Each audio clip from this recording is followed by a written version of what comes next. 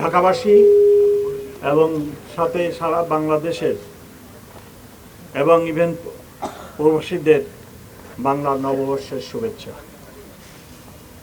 আশা করি আপনারা সবাই ভালো আছেন। প্রতি বছরের ন্যায় এবং এবছর আরও বাড়তি উৎসাহ উদ্দীপনা ও আনন্দ উচ্ছ্বাসের সাথে আগামী 14ই এপ্রিল 2025 বাংলাদেশের মানুষের প্রাণের উৎসব পহেলা বৈশাখ উদযাপিত হবে। বাঙালি সংস্কৃতির টানে নববর্ষের উচ্ছ্বাসে ঢাকা নগরবাসী সমবেত হবে রমনা পার্কে, শরৎ উদ্যান, ঢাকা বিশ্ববিদ্যালয়, জাতীয় সংসদ ভবন, রবীন্দ্র সরোবর ও হাতিরঝিল এলাকার বিভিন্ন অনুষ্ঠান স্থলে। এক বাক্যে বলা যায় পুরা ঢাকা শহর আগামীকাল নববর্ষ উদযাপনের জন্য প্রস্তুত। এবং এখানে যে সমস্ত এলাকার কথা বলছি এর বাইরেও সমগ্র ঢাকাতেই এই উৎসব পালিত হবে। জাতীয় উৎসবমুখর এই অনুষ্ঠানে যাতে জাতি ধর্ম বর্ণ নির্বিশেষে সকলেই নির্বিঘ্নে উদযাপন করতে পারে তার জন্য ঢাকা মেট্রোপলিটন পুলিশ ব্যাপক নিরাপত্তা ব্যবস্থা গ্রহণ করেছে। বর্ষবরণ অনুষ্ঠানসমূহকে কেন্দ্র করে ঢাকা মহানগরীকে 21টি সেক্টরে ভাগ করে ঢাকা মেট্রোপলিটন পুলিশের পক্ষ থেকে পর্যাপ্ত সংখ্যক ইউনিফর্ম ও সাদা পোশাকে পুলিশ সদস্য মোতায়েন করা হবে।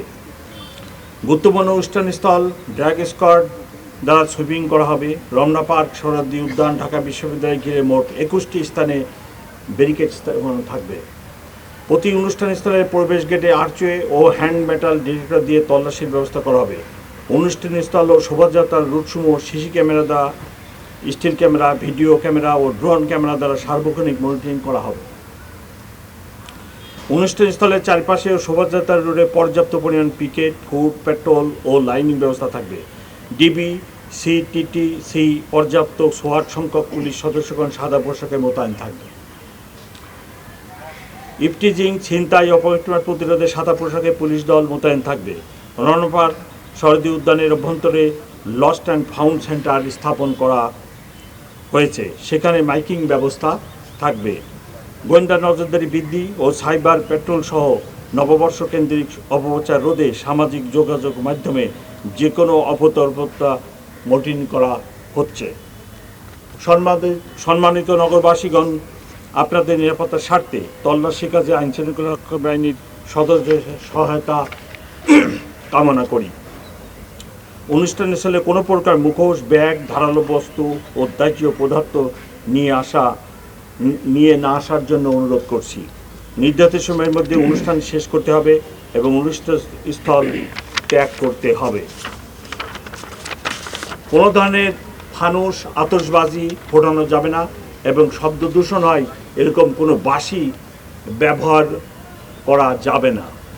বর্ষবরণকে কেন্দ্র করে কোনো বাণিজ্যিক পণ্যের বাজারজাত করা যাবে না, বিশেষ করে শোভাযাত্রায় এবং অন্যান্য যে সমস্ত প্রোগ্রাম আছে সেই সকল প্রোগ্রামে।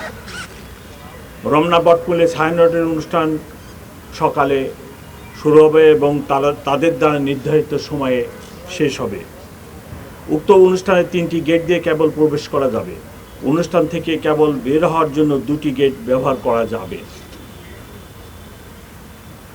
আমি যেনারা ছায়ানটের প্রোগ্রামে আসবেন ওনাদেরকে আমি রিকোয়েস্ট করব, বিশেষ করে যিনারা বেগম সাহেবদের মহিলা নিয়ে আসবেন, সাথে শিশু নিয়ে আসবেন, তারা যেন অত্যন্ত সতর্কতার সাথে ভিড় এড়িয়ে প্রবেশ করেন এবং নির্ধারিত মহিলা ও শিশুদের জন্য যে গেট আছে সেই গেট দিয়ে অনুষ্ঠান শেষে বাইরে চলে যান।